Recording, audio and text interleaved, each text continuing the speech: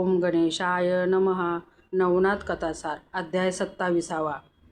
मच्छिंद्रनाथास सोन्याच्या विटेचा मोह, त्याची समाराधना. गैनीनाथास उपदेश. मच्छिंद्र व गोरक्षनाथ सौराष्ट्र गावाहून निघाले. ते मार्गक्रमित तैलंगणात गेले. तेथे त्यांनी गोदेचे संगमी स्नान करून श्री शिवांचे पूजन केले.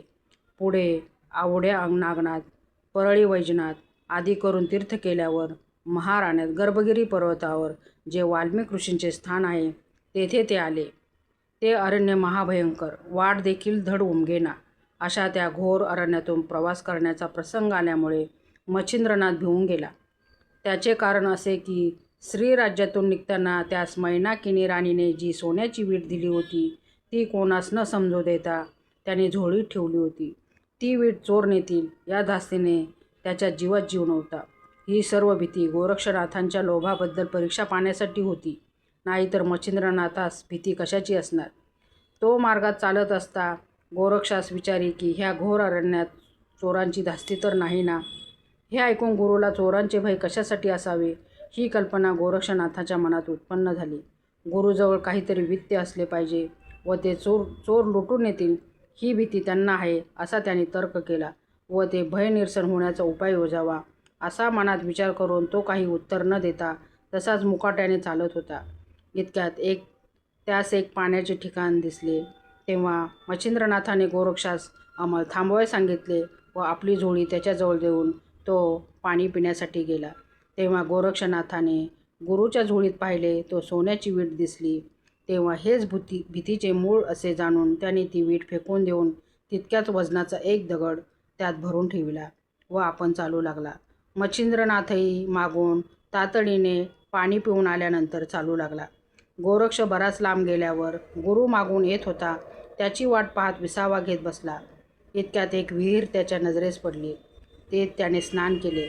मीननाथास स्नान घातले व नित्यकर्म उरकून घेत तो मच्छिंद्रनाथ जवळ आला आणि पूर्ववत येऊन पुढे काही भय वगैरे नाही ना असे विचारू लागला. त्यावर भय होते ते मागे राहिले. आता काळजी न वाहता स्वस्थ असावे असे गोरक्षनाथाने उत्तर दिले. अशी उडवाउडवीचे गोष्टी जेव्हा गोरख सांगू लागला तेव्हा मच्छिंद्रनाथ चकित झाला. मग त्याने आपणास वीट मिळाल्याची हकीकत सांगितली व तिला कोणी चोरटे येऊन लुटून नेतील ही मोठी मला धास्ती आहे म्हणून बोलला. ते ऐकून गोरक्ष म्हणाला, अशाश्वत वीट आता आपल्याजवळ नाही म्हणून भय देखील नाही. हे ऐकून काहीतरी दगा झाल्याची कल्पना मच्छिंद्रनाथाच्या मनात उद्भवली व त्यास तळमळ लागली. तेव्हा गोरक्षाने मच्छिंद्रनाथाचा हात धरला आणि उभयतांनी आपापल्या झोळ्या घेऊन पर्वतावर जाण्याची तयारी केली. निघण्यापूर्वी झोळी तपासता झोळीत वीट नाही असे पाहून मच्छिंद्र गोरक्षास पुष्कळ टाकून बोलला व रडून त्याने एकच गोंधळ केला. त्या दुःखाने तो गडाबडा लोळू लागला व मोठ्याने रडून पिशाच्यासारखा चौफेर फिरू लागला. त्याने गोरक्षास नाही नाही ते बोलून शेवटी निघून जा, तोंड दाखवू नको इतके सुद्धा सांगितले. मच्छिंद्रनाथाचे ते काळजात झोंबणारे शब्द ऐकून देखील गोरक्ष उगाच राहिला व त्याचा हात धरून त्यास पर्वत शिखरावर घेऊन गेला. जाताना पर्वतावर गोरक्षाने सिद्ध योग मंत्र जपून त्यामुळे तो सर्व पर्वत सुवर्णमय होऊन गेला. मग लागेल तितके सुवर्ण नेण्यास त्याने गुरुस विनंती केली. ते अघटित कृत्य पाहून त्याने गोरक्षाची वाहवा करून त्यास शाबासकी दिली आणि त्यास आलिंगन देऊन पोटाशी धरून म्हटले, बाळा गोरक्षा, तुझ्यासारखा परी सोडून सोन्याला घेऊन काय करू. अशा प्रकारच्या अनेक उपमा देऊन मच्छिंद्रनाथाने त्याची पुष्कळ वानाखणी केली. गोरक्षाने गुरुच्या बोलण्याचा तो झोक पाहिला तेव्हा आजपर्यंत सुवर्णाची वीट कोणत्या कारणास्तव जपून ठेवली होती ते मला सांगावे असा त्याने आग्रह धरला. तेव्हा मच्छिंद्रनाथ म्हणाला की माझ्या मनात अशी इच्छा होती की आपल्या देशी गेल्यावर साधू संतांची पूजा करून एक मोठी समाराधना घालावी. ते ऐकून तुमचा हेतू मी पुरवितो म्हणून गोरक्षाने त्यास सांगितले. मग गोरक्षाने गंधर्वास्त्र मंत्र म्हणून भस्माची एक चिमटी स्वर्गाकडे फेकली. त्याबरोबर चित्रसेन गंधर्व येऊन नाथास वंदन करून काय आज्ञा आहे म्हणून विचारू लागला. तेव्हा गोरक्षाने सांगितले की आणखी काही गंधर्वास बोलव आणि त्यांना चौफेर पाठवून बैरागी, संन्यासी, जपी, तपी, संत, साधू, देव, गंधर्व, दानव, किन्नर या सर्वांस येथे आणावे. आम्हास एक टोले जंग जेवणावळ घालवायची आहे. मग चित्रसेनाने 100 गंधर्व आणून जिकडे तिकडे पाठवले. ते गंधर्व पुष्कळास आमंत्रण करून त्यास घेऊन आले. नवनाथ, शुक्राचार्य, दत्तात्रेय, याज्ञवल्क्य, वसिष्ठ, वामदेव, कपिल, व्यास, पराशर, नारद, वाल्मिकी, मुनिगण तेथे थोडक्याच वेळात येऊन पोहोचले.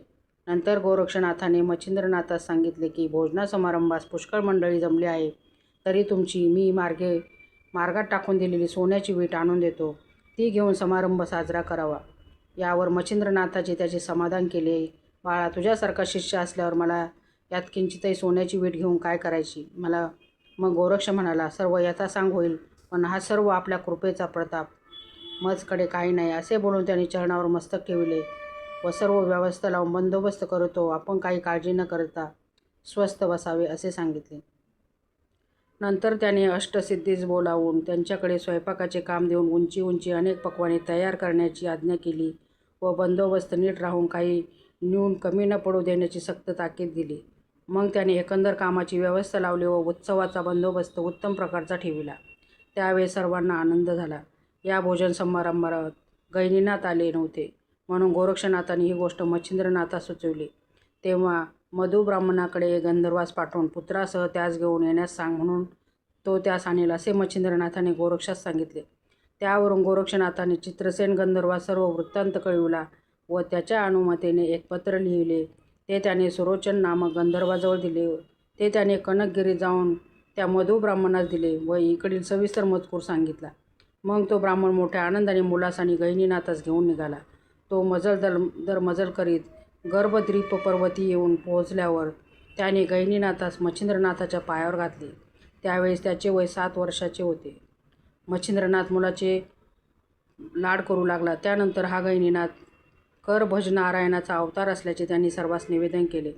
त्यावेळी शंकराने मच्छिंद्रनाथ सांगितले की आम्हास पुढे अवतार घ्यावायचा आहे, त्यावेळी मी निवृत्ती या नावाने प्रसिद्धीस येईन व हा गैनीनाथास अनुग्रह करेल.